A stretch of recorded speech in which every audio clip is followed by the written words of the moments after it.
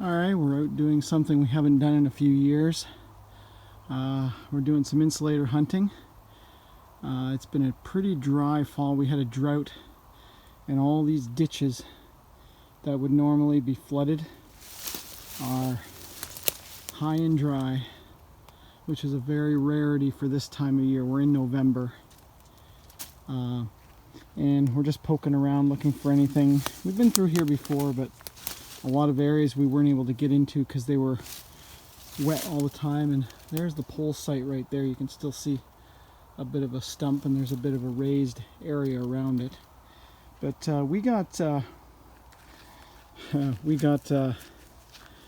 yeah, they must have used a box of these along here, because this is a two-tone amber Dominion.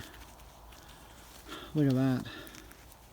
Yeah, we've not too far up from here a few years ago is where we found that perfectly intact mint two-tone amber Dominion, and quite a bit further down the line we found two broken ones.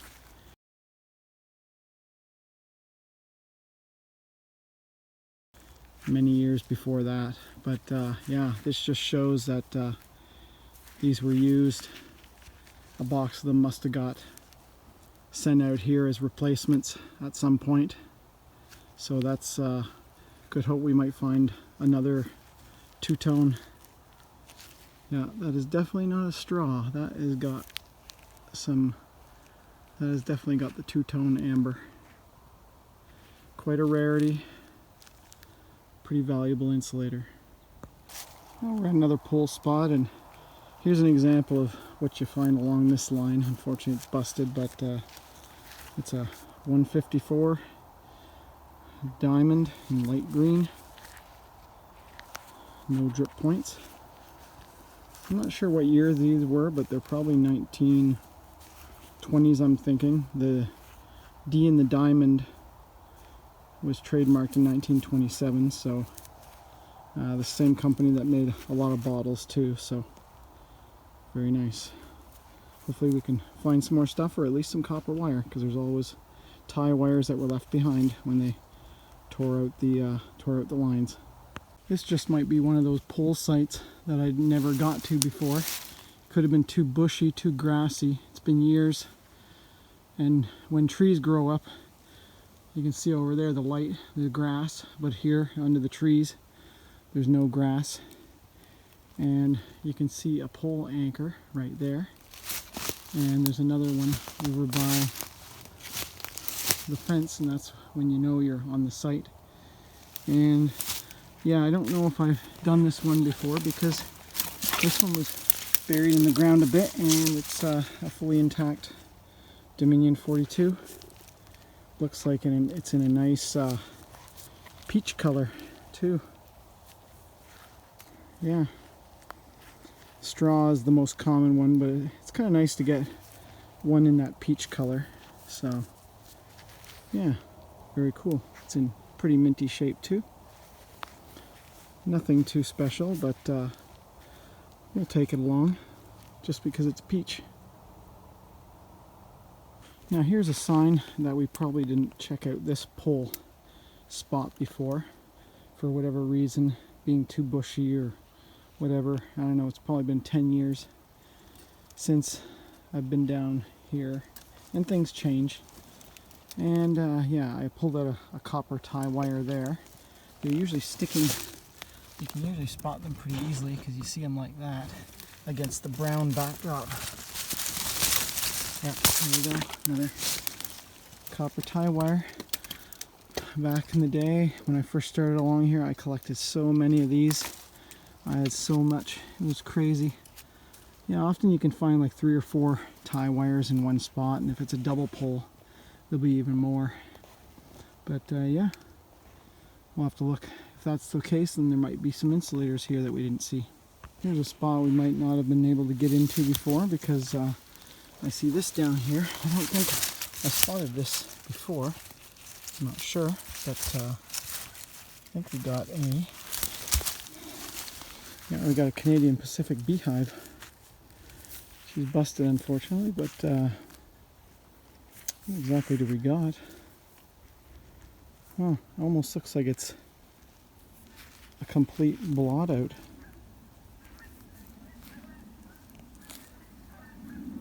Yeah, that side's completely blotted out. It may be one of those, it may have been CPR in the large letters, and then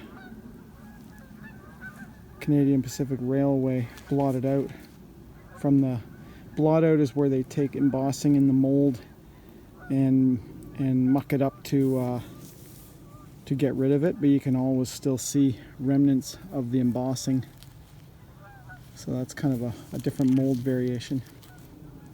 Huh, very cool. Nice color too. It's not a mold line over dome, so it's not super old. Well, still 100 years old or more, but well, there's my pile from last time I was here. A bunch of busted ones.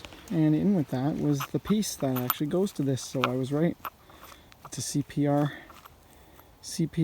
with the Canadian Pacific Railway Co. blotted out. Very cool. I guess we'll leave this with the pile. I guess we didn't see that before, to leave it in the pile. Well, this one we definitely didn't get to last time. We found a mess of tie wires, and these were all scattered around. I also found this over a little bit of a distance. Looks like an old liquor bottle, but that'd be a tool tip, or it's a non-machine made. But it was just sitting on the surface. I know, stuff doesn't seem to sink into the ground very well. Glass especially, I guess. I couldn't find the rest of it, but yeah, very, very interesting. And then we got ourselves some BTC. They ran a telephone line along this railway as well back in the day, so that's a telephone 121 toll insulator. And then we got an older Canadian Pacific Railway Co. with the rounded Hamilton Glass Co. base and the mold line over dome. That's neat to find. Unfortunately, she's just part of it. And yeah, just some common Dominions and a bunch of tie wire copper. So, copper. Oh, always pays to bring the backpack, because here's a little bit of aluminum scrap. Definitely not from that vintage. Look what we're getting into here, and this is crazy because the telegraph line ran on the other side. This isn't the side it should be on, and we got friggin' a half a Dwight pattern and a piece of telephone insulator and a piece of probably a Canadian Pacific or a no embossing beehive. That's pieces of 3 insulators. That's crazy. They're not even supposed to be on this side. So I don't know, maybe there was another line that ran on this side that I never knew about.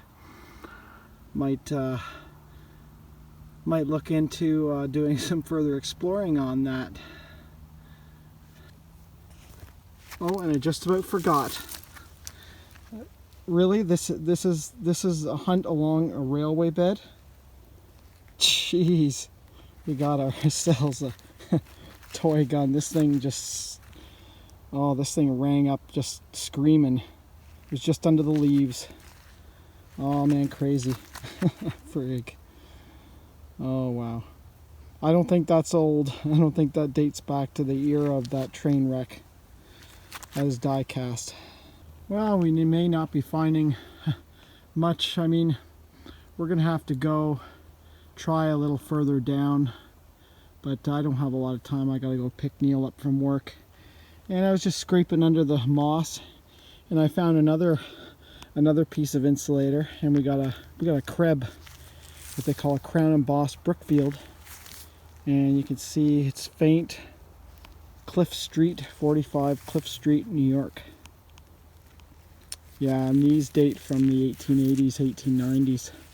I don't know, maybe the older line ran on this side. Who knows? That would be kind of awesome, because they had Canadian Boston barrel insulators, and Montreal Telegraph Co. insulators.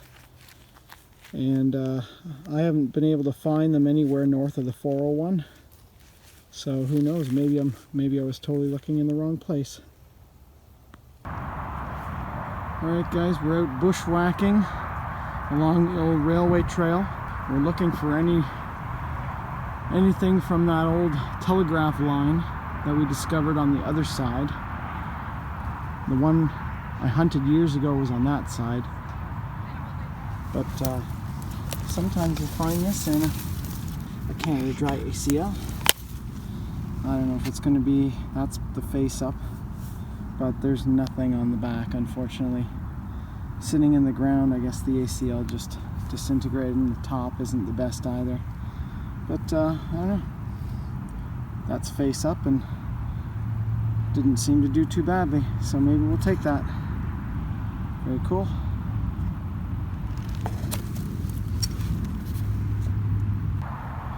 Well, and we always go home with a full bag, because if there isn't good insulators to be found or bottles, there's deposit cans and actually scrap. There's some wire in there, and I just found a nice little piece of aluminum. There was an old sign that said no trespassing, but that's very old, and that was long before they developed this as a trail. Very cool. And occasionally you do find a bit of the old railway detritus. Got an old lantern that's seen better days. Looks like it got thrown from the train, maybe. Wild.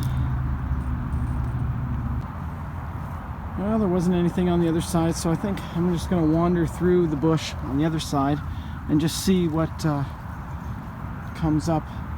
And I've never really wandered through the bush. I've gone from pole site to pole site, but sometimes you discover some older glass. It's busted, but it's an old Budweiser Aqua Budweiser bottle. The AB on the base. Very cool. Yeah, I don't know. There's looks like a piece of stoneware bottom there, but yeah, it doesn't seem like stuff has really sunk in. I think because this was all grass when it was thrown in, stuff isn't going to sink into thick grass roots very easily. And then when it transitions to bush like this, it doesn't really go anywhere either. So yeah, very interesting. Alright, we're back out along the old railway line looking for more of that telegraph from years ago. And I just found a spot where there's stuff scattered. There's broken stuff scattered everywhere, and I was a little surprised to see this. We got ourselves a dinosaur egg, part of a dinosaur egg here. Well, that's wild. That means that it's very possible that the Bay of Quinte Railway ran their telegraph here in the 1880s when they connected up. When they connected up at Harrowsmith in 1880, yeah, in late 1880s, they probably they had running rights into Kingston, so they probably ran a telegraph as well, and there we go. Very cool. Now we'll have to see what these other bits are from. Well, now this kind of makes sense with finding on the actual Bay of Quinte line, finding banded Canadian Pacific. Pretty faint. There's a couple pieces there. And we also got some rounded base Hamilton 143 as well, probably no embossing as well. But yeah, that's some of the stuff here, and I think we'll go paste down and see if we can find the other site. Oh, well, that's very interesting. There's the teapot. I thought I brought that home years ago, but I guess I didn't. I know I found it up top here quite a few years ago, and I think that's worth taking home. It's It's got a bit of rust in the bottom. Could be a cool little display piece. Nice. Yeah, I always thought I took it home, but it's down the slope from where I remember finding it. And this had anticipated to be a mining railway back in the day going up into the North Country.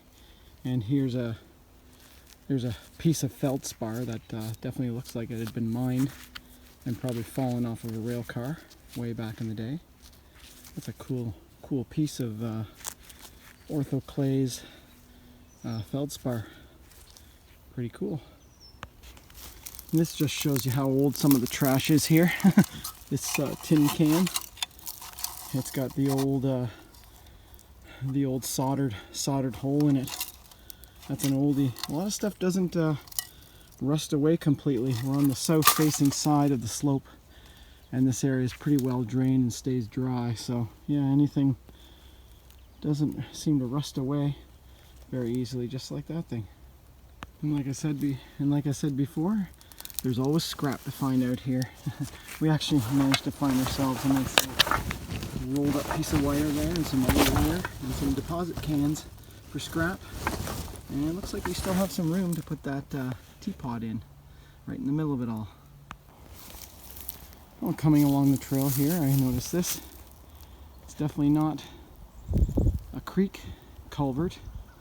It's an old cattle underpass that's been filled in, or partially filled in, and it's got a date of 1927 on it. Pretty cool. I wonder if the other side is more. Oh no, it's pretty filled in too. Yeah.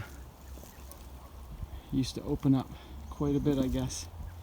And they probably just plowed all this stuff down later on when it wasn't needed. And here's an actual culvert, which is all stone here, and normally this would be flowing, but it's been so dry this spring, and the snow disappeared pretty early on. And yeah, this would normally be a cool little cascade coming in from up there.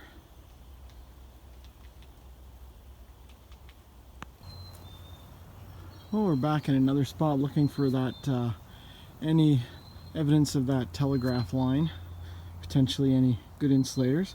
We just came to a spot and noticed there was some old glass on the ground in the old railway right away, and I spotted this nice cobalt.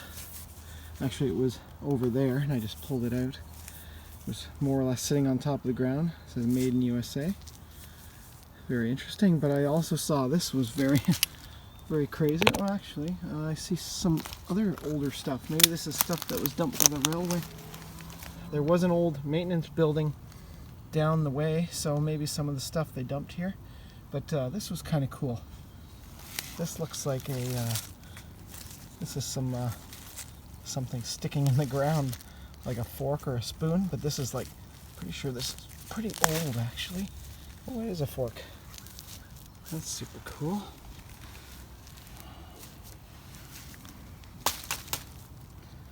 Yeah, there we go. That's neat. Funny, just sticking out of the ground like that. Yeah, we'll have to look around in this spot. You see, a little cork top. Doesn't have poison on it, but it's a neat little one. I'll have to keep checking around here. Well, I haven't been finding too much through here. It's really bushy. Tough, they're getting stuff in your eyes, but I did find a geocache. It's really cool. I opened it and there's some interesting things inside. Some bandages. And this looks like the last time was October 19th, 23 that someone was here, and it's now April 2024.